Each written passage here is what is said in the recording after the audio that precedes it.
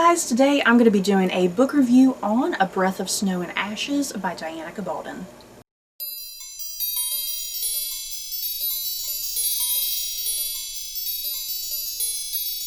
A Breath of Snow and Ashes is book 6 in Diana Gabaldon's sweeping Outlander series.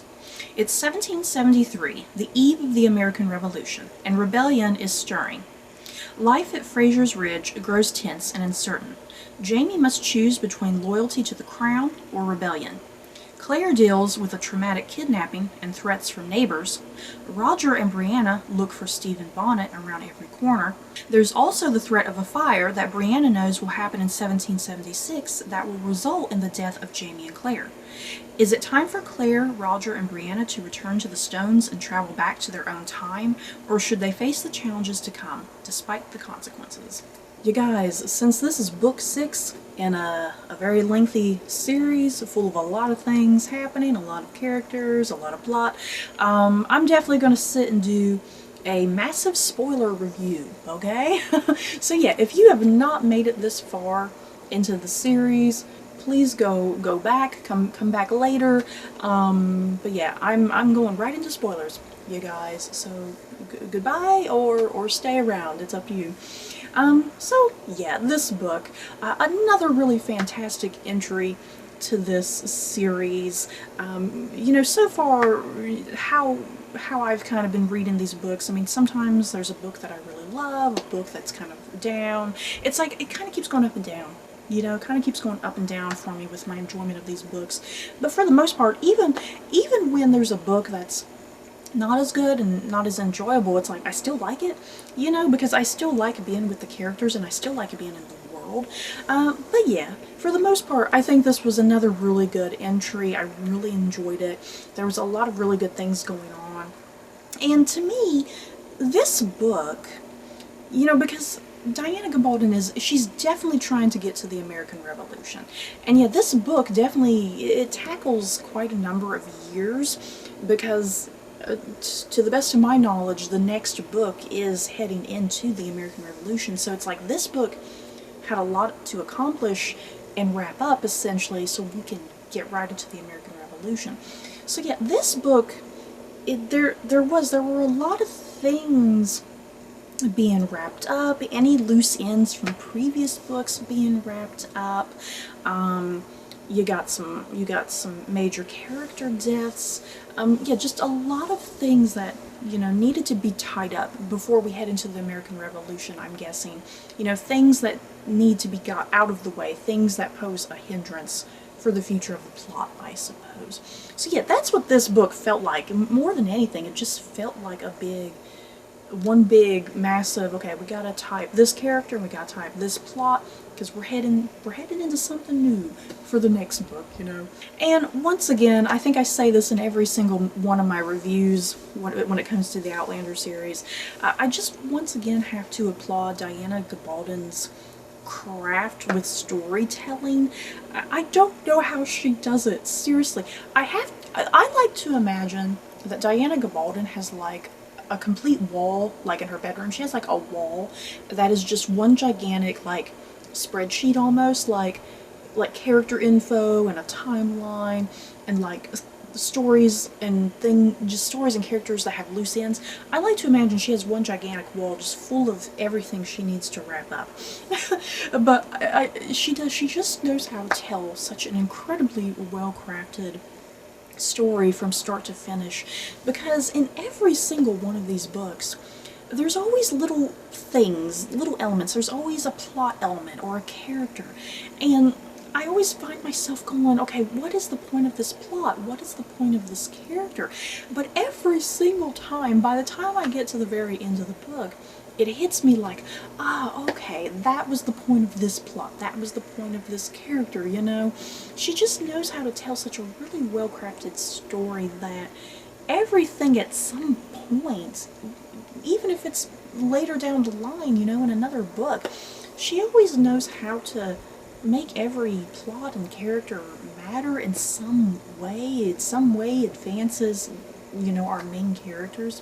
So yeah, once again, applause for you, Diana Gabaldon. You did it once again in this book. Just a lot of elements that I kept going, okay, what is the point of this? What is the point of that? So I guess the next chunk of this video is where I'm definitely going to be heading into some massive spoilers, you guys. I'm going to be revealing a lot of stuff.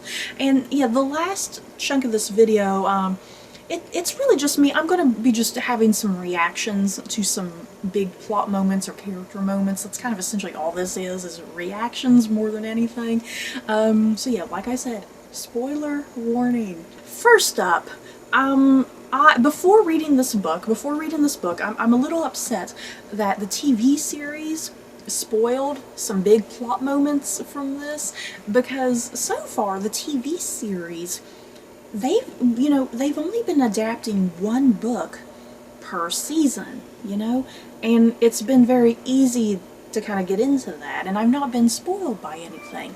So here comes the latest season that ended back in, what, like April, I think? It didn't end too long ago. But yeah, the latest season ended, and they introduced two of the biggest plot points in this book in that season, which really shocked and surprised me. Yeah, the TV series spoiled Claire's kidnapping and what was essentially her gang rape, and then it also spoiled the death of Stephen Bonnett. The death of Stephen Bonnett really got to me, because I was like, oh my god.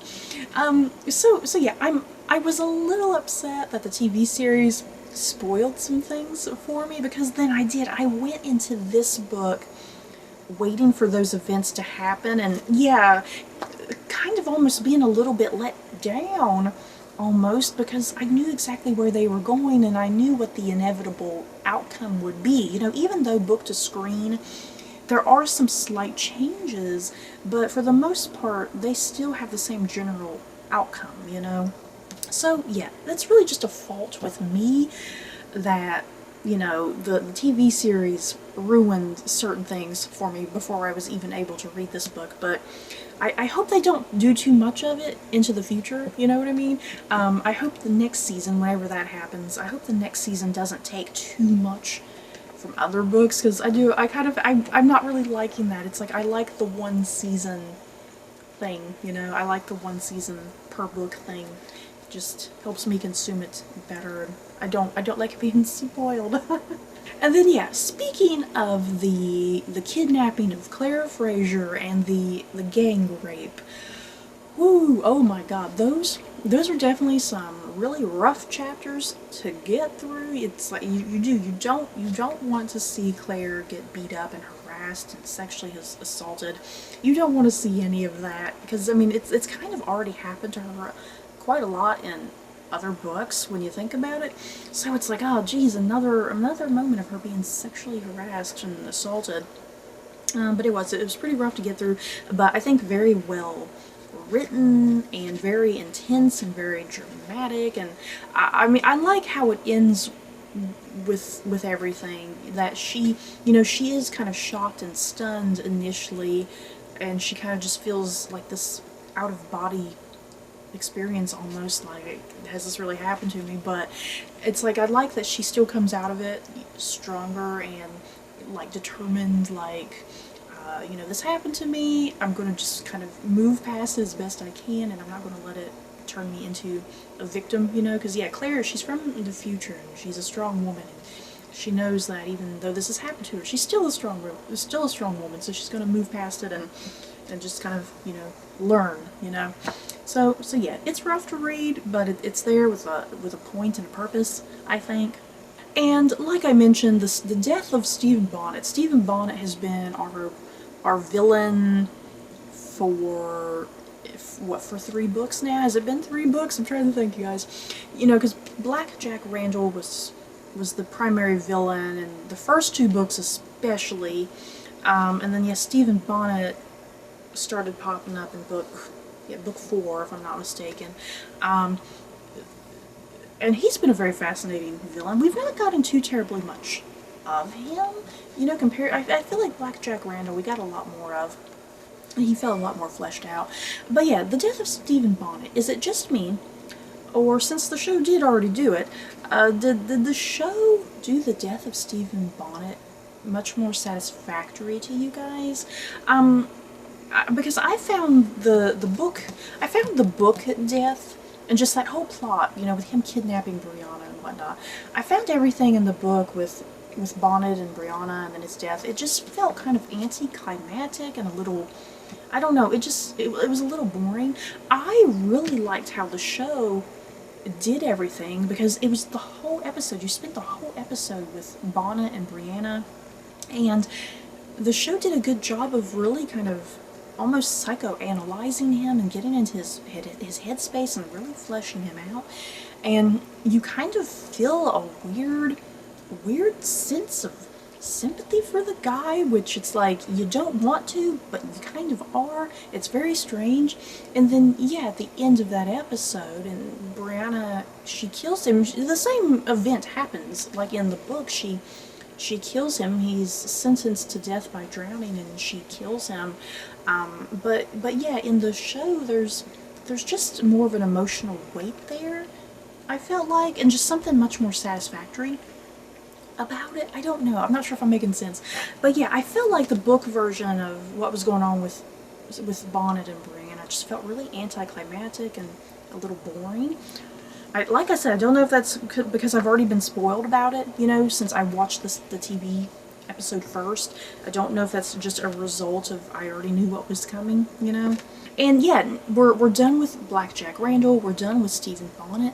Who the hell is going to be the next big villain? I am very intrigued, you guys. I'm very intrigued who the next big villain is. I mean, unless there's not really another villain popping up, because since we are heading into the American Revolution now, I mean, that's really going to be the big conflict, the villain, you know. The idea of the American Revolution is going to be the villain.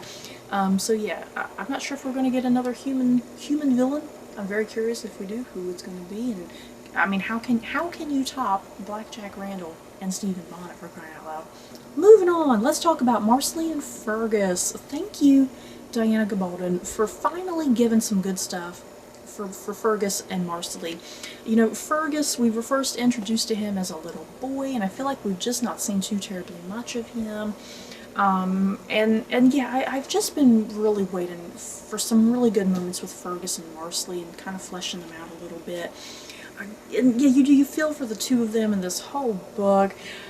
Yeah, because Marceline is you know, the men who come and kidnap Claire. Marceline's attacked. Oh my God! I thought she was going to have a miscarriage, and then yeah, and then when she does have the baby, it's a dwarf baby, and it's horrible, and how the child was being treated. And then yeah, Fergus is just going through a lot of issues because, you know, he's missing a hand and he feels like half a man, and he feels like he can't provide for his family because he can't do the typical things that other men do to provide for their family. So Fergus feels like half a man. He also feels guilty about, you know, his son, you know, that his son is a dwarf, and now his son is going to be bullied and teased, and he doesn't like that. There's a lot of good stuff with Fergus and Marceline, you guys. I really appreciated some of the depth that Diana Gabaldon went to with their characters, and yeah, oh my God, I thought Fergus was going to kill himself. Thank God Jamie found him. I was like, oh dear Lord, Diana, don't kill Fergus. I'm going to be upset with you if you kill him. Whew, that was good stuff though. And then you guys, finally, we got some much needed flashbacks with young Ian. You know, we got teased with some stuff in the last book with Ian, and even on the show fortunately didn't spoil too much for me with what was going on with Ian, because they still left it very vague. I went into this book definitely excited to learn more about Ian, get his backstory about his time with the Mohawk, what happened to his wife. Yeah, Ian, good Lord, Ian's just going through some stuff. He needs a therapist or something, you guys. But yeah, I loved everything going on with young Ian. I'm so glad we finally got a much needed flashback with his time with the Mohawk. And dear God, you guys, we gotta talk about the Christy family. We have Tom Christie and Malva Christie and Alan Christie. I guess we'll start with with Tom Christie. You know what? I seriously can't remember. Were the Christies introduced in the previous book? I seriously can't remember if they were or not. But yeah, this book definitely spent a very heavy amount of time on the Christie family, and they were definitely really great foils to the Fraser family in general.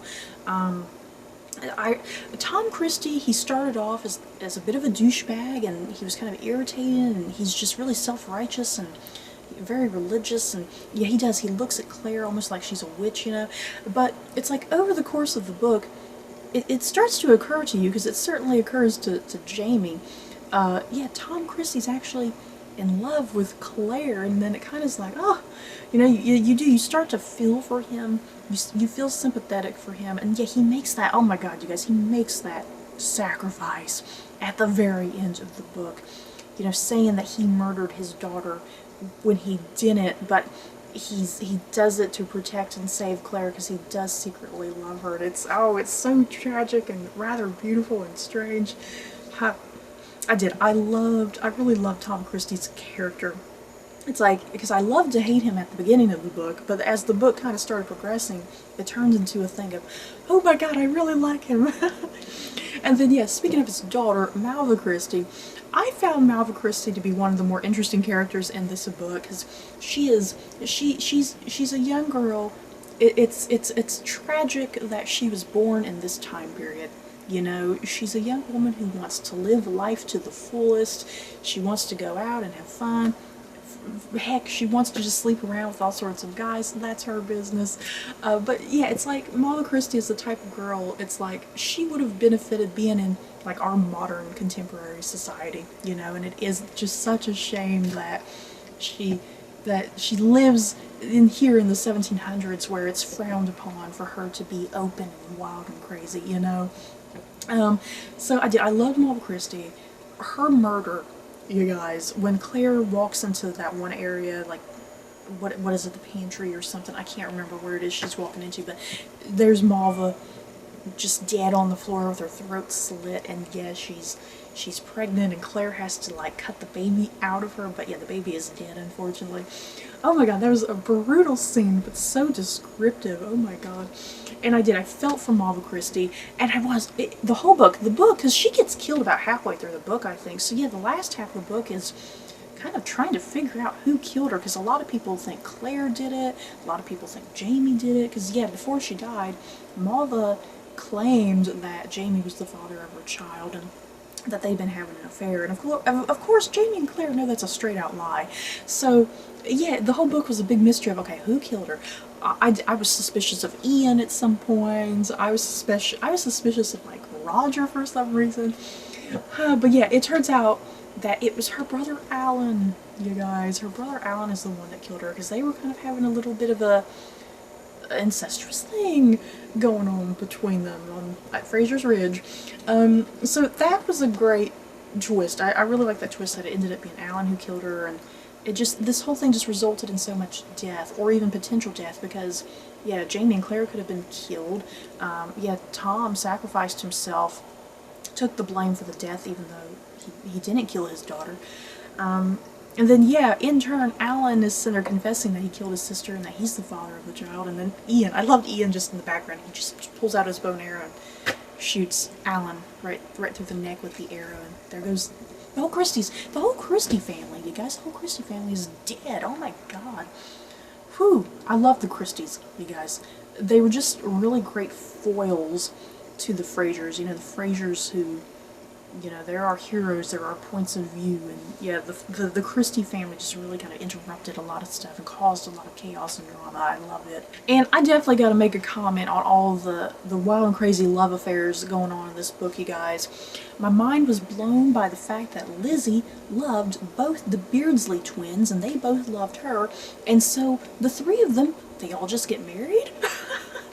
That was wild. You guys, Lizzie and the Beardsley twins, oh my god, so wild, so crazy. I loved it. I kind of ship it. I weirdly enough kind of ship it. But it's like, you know, if the three of them love each other, just let them be together, you know. They're out there in the middle of nowhere in the woods. No one is going to know but them. So I did. I loved Lizzie and the Beardsleys. They were just so weirdly cute and adorable. I'm glad Lizzie finally has somebody. And then poor Bobby Higgins. Poor Bobby Higgins. He just wants somebody to love, you guys. Because at first he's trying to go after Lizzie, and then he's going after Malva.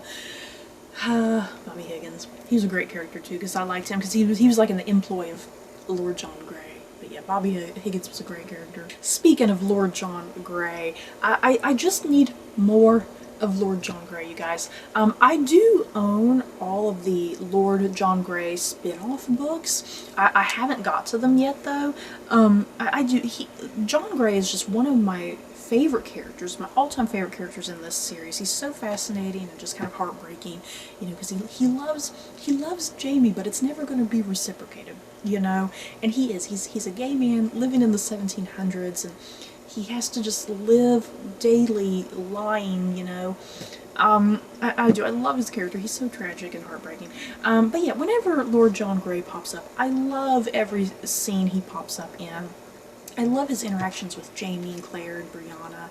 And yeah, this book especially, I loved his interactions with Brianna because her and Roger are making that decision to return to the Stones. And yeah, I love that moment that he's there and Willie, who is Jamie's son, and Brianna finally finds out about Willie, that is her half-brother, and yeah, her and John having that conversation with one another. But yeah, I need more John Grey, you guys. I need more John Grey. I'm hoping he pops up more in the books. And like I said, I need to get on top of reading the spin-off books, because then I'll have so much of him to my heart's content. And then I just mentioned Roger and Brianna returning through the Stones.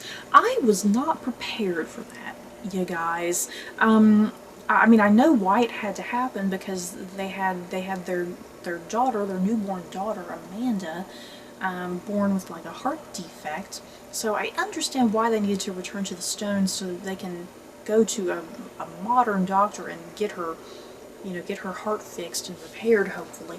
But yeah, I wasn't prepared, you know. Yeah, baby Amanda being born just kind of came out of nowhere, because, I mean, I was just kind of expecting Jimmy to be their only child for the foreseeable future. So yeah, here comes baby Amanda out of nowhere. Yeah, they gotta return through the Stones. It happened so quickly, you guys. They kind of make up their mind, like, okay, we're gonna return through the Stones, and they do. That's kind of it. And I hope this isn't the end of Roger and Brianna, you guys. I really hope we see more of them. I love Roger and Brianna. I know there's a lot of people who have complicated feelings about Roger and Brianna. They find them irritating. But I love Roger and Brianna personally.